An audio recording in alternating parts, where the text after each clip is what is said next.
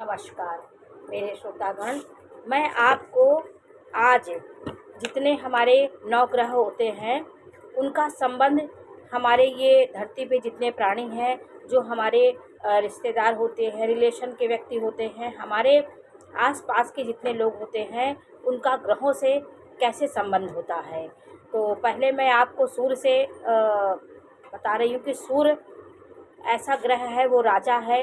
वो संपूर्ण संसार को तेज देता है, प्रकाश देता है। उसकी रश्मियों से, उसकी ऊर्जा से हर इंसान जीवनदायिनी शक्ति पाता है। तो सूर्य का संबंध हमारे पिता से जोड़ा गया है, क्योंकि पिता का तेज यदि हम सहन कर लिए, पिता की उग्रता, पिता की डांट फटकार यदि हमने उसको स्वीकार कर लिया, तो हमारे जीवन में अंधकार नहीं आएगा।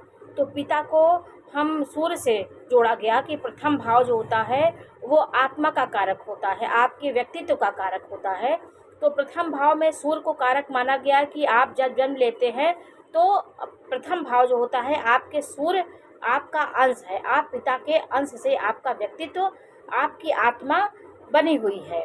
और माता जो होती है, वो माता को चतुर्थ भाव का स्वामित्व हुआ है, तो माता को चंद्रमा का प्रतीक माना गया है। तो चौथे भाव को माता का कारक कहा गया है कि संसार की सारी जितनी भी खुशियाँ होती हैं, जो भी संसार का पूर्ण आनंद हम माँ के गोद में ही प्राप्त करते हैं। संसार की कोई शक्ति हमें उतना सुख नहीं दे पाती जितना माँ देती है।